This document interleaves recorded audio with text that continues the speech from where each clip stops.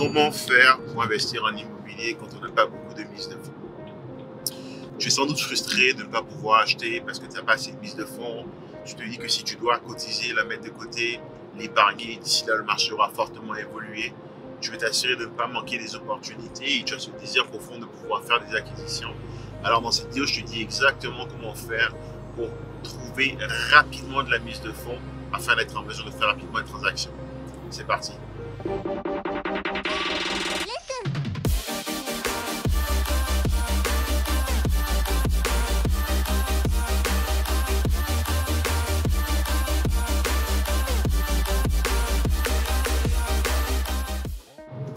Salut, je m'appelle Uriel, je suis un investisseur immobilier et sur cette chaîne, je te parle essentiellement d'immobilier et de mes propres projets d'investissement. Si tu es nouveau, pense à t'abonner, smasher le bouton like et à mettre un commentaire. C'est parti. Donc dans cette vidéo, je vais te parler de 6 techniques que tu peux mettre en place pour accumuler rapidement de la mise de fonds afin d'être en mesure de faire ta première acquisition.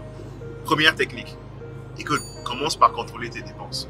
Essaie de faire un peu le tri dans toutes tes dépenses, surtout les petites dépenses récurrentes, celles auxquelles on ne pense pas, mais qui à la fin de l'année finissent par faire une coupe de mille. Donc, essaie vraiment de voir où est-ce que tu es en mesure de couper dans le gras, retirer ce qui n'est pas nécessaire afin justement d'être en mesure de pouvoir accumuler de la mise de fonds. L'exercice que j'aime bien faire moi à la fin du mois, c'est passer à travers ma carte de crédit. Et si tu peux, il y a des applications qui sont très bien pour ça. Mint, par exemple, c'est des choses qui vont te permettre de catégoriser un peu tes dépenses et de voir ils sont où tes postes de dépenses excédentaires. Parce qu'on va travailler sur 2 aspects. Le premier, c'est augmenter ta capacité d'épargne, aller chercher plus d'argent, mais il faut aussi qu'on s'assure de pouvoir couper dans le gras et retirer ce qui n'est pas nécessaire. Donc, le premier point, c'est vraiment de couper ce qui n'est pas nécessaire en contrôlant tes dépenses. Deuxième point, utilise ton employeur. Ce que tu peux faire, c'est demander à ton employeur soit une avance sur ton salaire, soit une avance sur ta prime. Si tu es par exemple payé à la commission en fonction de tes résultats et que tu conserves des bons résultats dans l'année, n'hésite pas à aller voir ton employeur en lui disant est-ce qu'il sera en mesure de te faire une avance. Si c'est un employeur qui veut te garder, il va considérer la situation.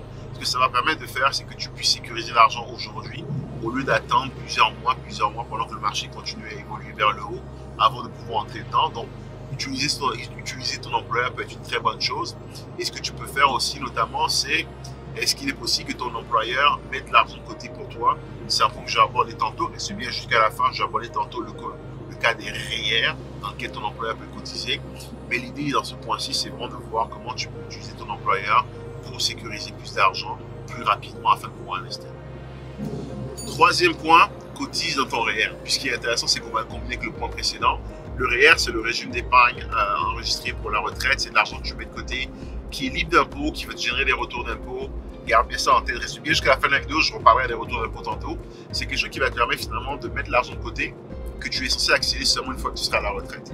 Ce qui est intéressant avec le REER, c'est que tu peux sortir l'argent un peu plus tôt à travers ce qu'on appelle le RAP, le régime d'accès à la propriété, et prendre cet argent-là pour t'en servir comme mise de fonds. Ce qui est aussi cool que tu peux faire, c'est demander à ton employeur de cotiser dans ton REER. Donc, il y a des compagnies, pour chaque pourcentage d'argent que tu mets dans ton REER, la compagnie va rajouter un certain pourcentage, ce qui va te permettre d'accumuler plus rapidement de la mise de fonds. Tu vois, moi, quand je suis arrivé au Canada, je travaillais chez Bell et ils prenaient, pour chaque 4% de mon salaire que je mettais dans mon REER, Bell rajoutait un 2%, ce qui voulait dire que finalement, j'allais chercher 6% de mon salaire seulement en mettant 4%. Ce qui m'a permis de plus rapidement accumuler de la mise de fonds que j'ai utilisé pour acheter mon premier duplex. Donc, quelque chose de très intéressant. Et, comme je te dis, utilise ton employeur parce qu'il peut être une bonne source de mise de fonds pour ton premier achat. Quatrième point, va chercher des retours d'impôts. La première année, quand je suis arrivé au Canada, ce que j'ai fait, c'est que j'ai déclaré mes impôts avec HR Block. En gros, tu vas là-bas, tu tombes sur un étudiant qui n'a jamais fait de comptabilité, qui a été payé pour remplir un formulaire, il remplit un formulaire, puis à la fin, tu te retrouves avec un retour d'impôt de 1000 $, 500 $. L'année d'après, ce que j'ai fait, j'ai encore fait l'erreur, je vais vous le faire moi-même. J'ai pris un logiciel, j'ai fait Intuit, je pense, j'ai fait la déclaration moi-même, j'avais un peu plus, j'étais tout fier. Puis l'année d'après, j'ai pris un vrai comptable. Et là, c'était du jour, la différence a été extraordinaire. Je suis passé de retour d'impôt de 2000 $ à des retours d'impôt de 10 000, 15 000 $ certaines années.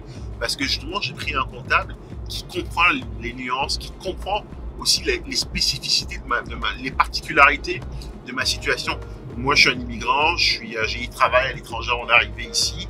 il y a des subventions qu'on peut aller chercher pour les gens qui ont travaillé à l'étranger avant d'arriver au Canada.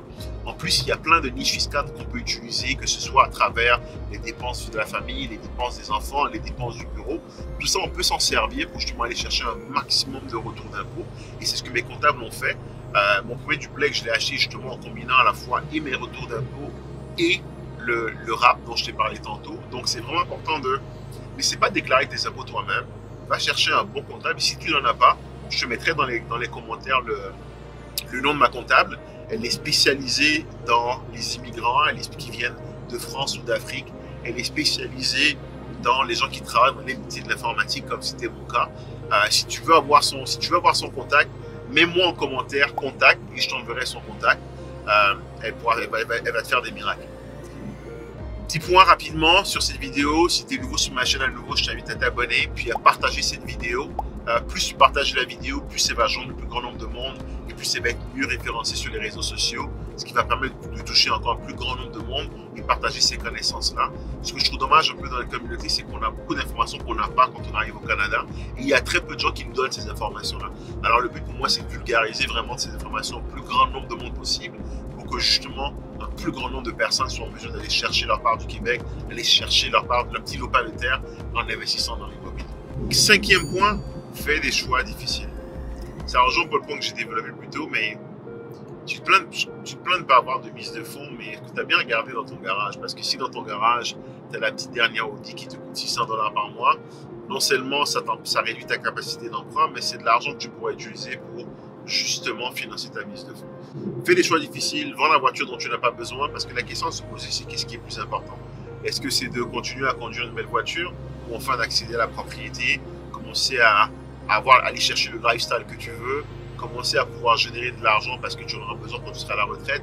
N'oublie pas, si tu viens de l'étranger ou de la France par exemple, tu n'auras pas de retraite en France. Si je suppose que tu es parti assez jeune, tu n'auras pas de retraite qui t'attend de l'autre côté. Alors assure-toi d'investir justement pour pouvoir préparer cette retraite. Et si tu dois choisir entre ta retraite et ta belle Audi, débarrasse-toi de ta Audi. Donc l'idée là, c'est de dire qu'est-ce que tu peux couper, qu'est-ce que tu peux vendre pour justement rapidement sécuriser cette mise de fonds pour entrer dans le marché. Parce que comme tu peux le constater, le marché n'est pas en train de baisser. Alors plus tu vas attendre et plus il va être difficile pour toi d'entrer dans le marché. Alors fais des choix difficiles et départis-toi de ce qui n'est pas nécessaire. 6e point, investis en partenariat. Quand je suis arrivé au Canada, j'avais un groupe d'amis, on était tous locataires. Puis chacun de notre coin, on essayait de mettre de côté la mise de fonds pour acheter. Puis individuellement, on ne l'avait peut-être pas la mise de fonds, mais en se mettant à plusieurs, on l'aurait eu. Ce que je veux dire par là, c'est que personnellement, je préfère avoir 50% d'un duplex que 100% de rien du tout et être locataire. Donc, si tu as des amis dans ton entourage, un groupe d'amis qui sont très bons, avec qui tu as une belle relation, qui veulent aussi acheter, vous avez le même mindset, à ce moment-là, pourquoi ne pas vous mettre ensemble pour justement réunir la mise de fonds? Vous achetez un duplex, vous faites un beau petit contrat pour définir qui a droit à quoi, qui vit où et comment ça s'organise. Tu vis en bas, ils vivent en haut, peu importe, vous vous mettez d'accord. Mais l'idée, c'est justement de dire, au lieu d'attendre d'avoir la mise de fonds, est-ce que tu peux trouver un groupe d'amis dans ton entourage qui a le même projet que toi, qui a les mêmes envies, les mêmes besoins, et vous trouvez un duplex que vous achetez à plusieurs, justement à travers le partenariat. Dans les commentaires, tu trouveras aussi un document dans lequel j'explique vraiment comment monter un partenariat. C'est super important de bien le faire. Il y a un petit côté légal derrière. Alors si tu veux en savoir plus sur les partenariats, je t'invite à regarder dans les commentaires. 7e point, sécurise une lettre de don. Qu'est-ce que c'est? C'est un document dans lequel un membre de ta famille s'engage à te donner un certain montant. Ce que moi je te propose, ce n'est pas de la charité. Ce que je te propose, c'est vraiment d'aller passer une entente morale avec un membre de ta famille qui va te donner un don, quitte à ce que tu le lui repayes ou que tu le rembourses d'ici 2 ou 3 ans. Mais l'idée derrière, c'est de dire, va chercher l'argent maintenant parce que tu ne veux pas attendre 2 ou 3 ans. Je suis très confiant que tu vas réussir à épargner cet argent d'ici 2 ou 3 ans. Le problème, c'est que le marché va très vite. Il ne cesse d'augmenter, mais surtout, il se complexifie. Ce que j'entends par se complexifier, c'est qu'il y a de plus en plus d'acheteurs qui sont super intelligents, super formés, super éduqués et qui ont les moyens. Donc, plus tu vas attendre et plus ça va être difficile d'entrer dans le marché. Alors, si tu peux le faire maintenant en allant chercher une lettre de don, fais-le. Et c'est quelque chose qui va te permettre d'avoir ta mise de fonds pour pouvoir justement investir. L'autre élément, dernier élément que je vais apporter, c'est forme-toi. Tu vas souvent en entendre parler, mais tu ne veux pas faire les erreurs que tout le monde a déjà faites. Tu veux éviter les pièges à travers lesquels les autres sont passés. Tu ne veux pas te retrouver à acheter le mauvais bien de la mauvaise manière qui va juste te retarder dans ta carrière d'investisseur de façon générale, qui va te coûter très cher sur le temps, mais surtout qui va aussi te bouffer énormément de temps. Donc ce que je te conseillerais de faire, c'est forme-toi, prends le temps d'acquérir les connaissances. J'ai développé avec une partenaire un programme de formation spécialisé pour les gens qui viennent d'arriver au Canada, pour les immigrants, pour les gens qui veulent acheter leur résidence principale. Tu trouveras la description dans les commentaires, mais très important, ne te jette pas à l'aveugle dans ce marché. C'est un marché qui est de plus en plus complexe, donc va te former, va chercher les connaissances et ça va te permettre de réussir. Donc voilà, ça fait le tour de la vidéo. Si tu as aimé la vidéo, je t'invite à mettre un gros smasher le bouton like. Je t'invite aussi à mettre dans les commentaires laquelle des techniques d'après toi est la plus pertinente dans ta situation. Puis ça va, si tu as d'autres questions sur comment trouver ta mise de fonds, mets-moi la question dans les commentaires et ça me fera plaisir de te répondre. Salut!